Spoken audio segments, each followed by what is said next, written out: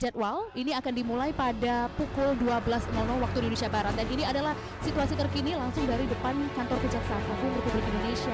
Kami melihat ada sejumlah petugas dan Menteri Kominfo Johnny G. Plate sudah dibawa keluar. Teman-teman liputan 6 bisa melihat sendiri langsung di layar. Menteri Komunikasi dan Informatika Johnny G. Plate tampak terlihat menggunakan borgol tahanan dan saat ini sudah Menteri jadi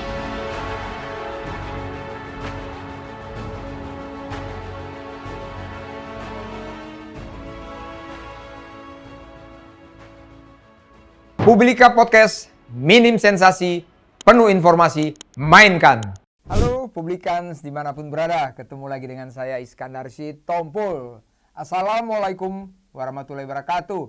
Salam sejahtera, Om Swastiastu, Nama Budaya, salam kebajikan. Horas. Hari ini kita ketemu dengan judul ini tidak pernah habis-habisnya. Tentang ada lagi menteri diduga ada penyalahgunaan surat perjalanan maupun gratifikasi. Tentunya kita sangat sedih dan sangat-sangat kita sayangkan karena bertubi-tubi para menteri banyak yang kena dengan penegakan hukum, apakah itu Kejaksaan Agung, apa itu KPK. Sekarang kita akan beropini tentang menteri-menteri yang sudah beberapa orang yang sudah masuk ke dalam bui. Kalau kita bisa membicarakan, kita harus netral. Di era Presiden Republik Indonesia ke-7, Bapak Jokowi, ada menteri-menteri, ada beberapa menteri yang terlibat mulai dari periode pertama dan periode kedua. Tentunya kita lihat ada Bapak Idrus Marham, Mensos, ada Bapak Juliara Batubara, juga Mensos, ada Menpora, yaitu Pak Imam Nahrawi, ada juga Menteri Komunikasi kita, Pak Johnny Plate, dan juga sekarang diduga Bapak Syahrul Yassin Limpo, Menteri Pertanian. Kalau kita lihat dari pendidikan sudah sangat lengkap karena seorang doktor dari Unhas dari Makassar, demikian juga Peradilan. Pendidikan begitu tinggi, begitu baik, tidak usah diragukan lagi. Bahkan pengalaman jabatan, pernah jadi Bupati Goa 2 periode, pernah jadi Gubernur Sulawesi Selatan 2 periode, sekarang jadi menteri. Pada saat jadi menteri, disinilah ada badai itu. Di sini kadang-kadang kita agak heran, tapi inilah yang kejadian di era sekarang kita ini. Pak Syahrul Yassin Limpo diduga yang tadi saya katakan dari KPK, ada masalah gratifikasi, juga ada penyalahgunaan SPJ. Pada saat sekarang ini, harusnya hari ini tanggal 16, tadi ada dengan KPK atau dipanggil KPK. Namun karena Bapak Menteri lagi ada G20 di India, mungkin setelah pulang dari sana nanti baru akan dijadwalkan ulang, di mana diminta jadwal ulang tanggal 27 Juni, namun dari KPK Pak Fikri akan menyampaikan tanggal 19. Biarlah itu dikerjakan oleh KPK. Namun di sini kita akan menyoroti ada 6 tadi menteri yang terlibat dalam kasus korupsi dan penyalahgunaan wewenang. Di sini kita menyorotin sangat disayangkan. Kenapa? Negara kita ini sedang negara giat-giatnya membangun. Kita selalu membicarakan bagaimana tentang korupsi, bagaimana memberantas korupsi dan lain sebagainya. Namun tidak ada henti-hentinya, tidak ada habis-habisnya. Muncul lagi. Profesor Dr. Mahfud MD, Menko Polhukam, sudah berdialog, sudah menyampaikan, janganlah kita melanggar hukum, janganlah kita berbuat yang aneh-aneh, apalagi seorang pejabat menteri. Bahkan Presiden Joko Widodo juga pada saat ditanya wartawan sudah menyampaikan kepada menteri harus kontrol, harus detail, harus diawasin semuanya, sekecil apapun. Itu sudah pesan dari Presiden Republik Indonesia ke-7. Namun apa yang kejadian? Tetap aja. Tentunya di sini Iskandar Sitompul saya beropini. Kalau kita lihat tadi masalah pendidikan, tidak ada lawannya. Pengalaman jabatan, tidak ada lawannya. Siapapun itu dari 6 menteri yang saya sampaikan tadi. Kalau dilihat, tentunya siapa yang ada duduk di sana, tentunya adalah perwakilan dari partai-partai. Kita lihat semuanya. Saya di sini bicara netral, saya tidak ada tendensius kepada siapapun. Yang tadi saya sebutkan, ada dari Golkar, ada dari PDIP, ada dari Nasdem, ada juga dari Gerindra. Nah, ada apa sebenarnya?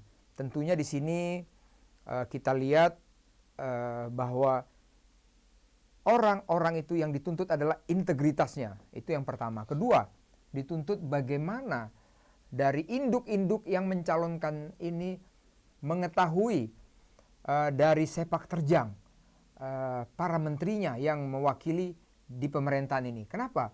Menteri-menteri ini adalah pembantu presiden. Kalaulah presidennya presidennya integritasnya tinggi, namun pembantu-pembantunya seperti begini, mau jadi apa nanti negara kita ini? Nah, harapan kita tentunya di sini kita perlu mensinergikan. Ada apa sebenarnya? Tadi saya bilang pendidikan, semuanya lengkap. Lihat orang partai, itu pasti ada beberapa partai tadi. Memang di sini adalah menteri-menteri itu adalah orang-orang dari partai, perwakilan partai. Kecuali mungkin menteri Panglima TNI ataupun Kapolri, itu harus yang dari TNI murni atau dari polisi. Sedangkan menteri-menteri itu adalah jabatan politik. Tentunya di situ orang-orang partai semuanya. Namun inilah yang kejadian, sangat disayangkan. Nah, tadi saya mengatakan, menurut pendapat saya, opini saya, di sini perlu adanya sesuatu katakanlah hukuman. Kita ambil contoh seperti ini. Saya mau mencontohkan di China. Di China itu seorang pejabat menteri. Di situ sudah ada fakta integritas, di situ juga sudah ditanamkan manakala kalian berbuat korupsi atau menyalahgunakan wewenang, hukumannya adalah hukuman mati. Bahkan di kantornya disiapkan peti mati. Begitu hebatnya, sehingga turun tingkat korupsi di negara China. Demikian juga di Korea Selatan. Nah, kenapa kita tidak mencontoh ini? Pada saat kita mau mencontoh, di situ ada kembali ke regulasi, ke undang-undangnya. Kita tidak menganut undang-undang hukuman mati bagi korupsi. Di sini yang mungkin kita perlu juga menyentil atau menyampaikan kepada anggota dewan yang terhormat, di mana legislasi. Alangkah indahnya, mungkin kita analisis atau kita pelajari bahwa koruptor tidak jera, tidak kapok di negara kita ini. Tentunya di sini hukumannya atau hukum yang harus benar-benar membuat jera. Tadi kita tinggal mencontoh saja negara China yang saya bilang dan juga Korea Selatan. Begitu dekat dengan kita, kenapa kita tidak mencontoh? Nah, kita menyampaikan kepada Dewan Perwakilan Rakyat yang mempunyai hak legislasi dan controlling kepada negara ini atau kepada pemerintahan, tolong apa yang disampaikan Profesor Dr. Mahfud MD itu semuanya dibuat atau ditinjau ulang atau diadakan penambahan kepada undang-undang kita ini. Contohnya sampai sekarang Profesor Dr. Mahfud MD mengatakan tentang undang-undang korupsi perampasan hak, kalau saya tidak salah, itu sampai sekarang sudah disampaikan, tapi belum juga digubris sampai sekarang. Padahal itu adalah prioritas. Itu adalah prioritas kita agar semuanya jera dan kapok. Tapi sampai sekarang saya masih baca artikel bahwa undang-undang perampasan hak sampai sekarang belum juga katakanlah dinaikkan atau dikerjakan oleh DPR kita yang mempunyai hak legislasi, namun sudah dalam rencana. Alangkah indahnya dibuat timetable supaya cepat. Kenapa? Negara kita ini begitu masifnya tentang korupsi ini. Demikian juga ini kami sampaikan kepada DPR kita, tolonglah supaya ini bisa disahkan undang-undang tentang hukuman yang berat apapun itu. Karena sekarang kalau kita lihat hukumannya hanya 10 tahun, hanya 5 tahun, ya sepertinya tidak ada yang kapok. Walaupun ada yang 15 tahun, tapi tidak ada yang kapok. Tetap terjadi, tetap terjadi. Kita lihat, baru saja kejadian kepada Menteri Kominfo, tapi tidak ada yang kapok. Baru hitungan minggu, hitungan bulan, sudah ada dugaan lagi. Sudah ada dugaan lagi. Namun di sini dari KPK sudah mungkin memiliki alat-alat bukti, tapi kita tunggu saja. Kita tidak boleh langsung mengatakan ini tersangka, karena kita harus menunggu sesuai dengan artikel atau statement yang dibuatkan oleh Deputi Penindakan, yaitu Kombes Asep Guntur Rahayu, mengatakan ini masih dugaan. Tentunya kita menunggu semuanya karena kita negara hukum. Bila mana nanti tersangka, barulah kita mengatakan ada apa sebenarnya sampai menteri-menteri kita ini semua hampir sebagian besar ya, karena 6 dari menteri kita terlibat korupsi. Ini sangat disayangkan sekali. Harapan kita semuanya, para menteri-menteri ini tentunya agak lebih selektif lah, karena korupsi itu akan merugikan uang rakyat, dan itu akan berdampak kepada rakyat, itu akan berdampak kepada pendidikan kita. Kalau yang di atas korupsi, bagaimana di bawah lagi? Atau mungkin begitu masifnya mungkin korupsi yang belum ketahuan, hanya menunggu waktu. Kami menghimbau di sini semuanya kepada yang belum, tolong ingat, ada keluarga, ada istri, anak-anak, ada saudara, jangan mempermalukan. Demikian juga kepada diri sendiri maupun keluarga besar. Karena kalau dilihat pendidikan, dilihat pengalaman kerja, dilihat pengalaman jabatan, saya Iskandar Sitompul tidak bisa mengguruin lagi. Namun di sini yang dituntut adalah integritas, bahwa kita harus memajukan negara kita ini seperti apa yang kita idam-idamkan. Kita harus memegang teguh.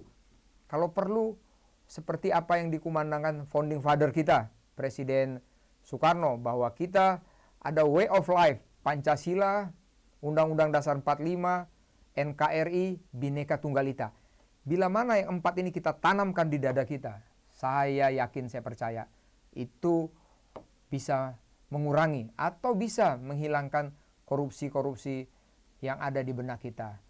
Memang cobaan itu sangat besar, namun harapan kami semuanya agar jangan sekali-sekali tergiur, jangan sekali-sekali terpengaruh, jangan sekali-sekali membuat perbuatan yang tercela.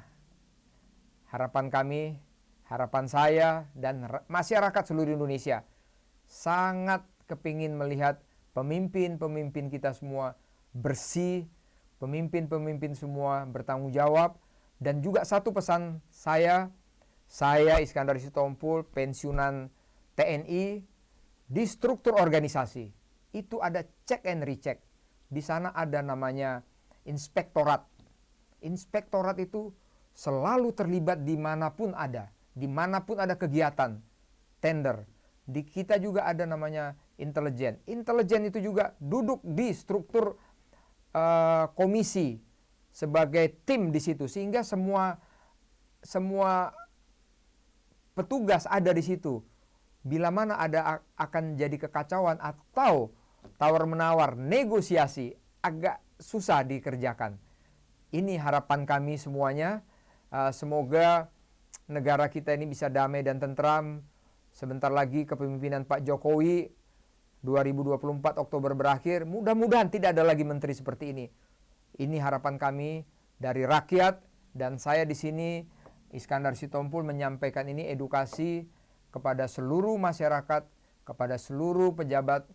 Tolong bahwa Bapak Menteri, Bapak-bapak pejabat semuanya, Bapak-bapak yang ada di partai, itu semua untuk mencerdaskan, semua untuk membahagiakan, semua untuk mensejahterakan rakyat kita.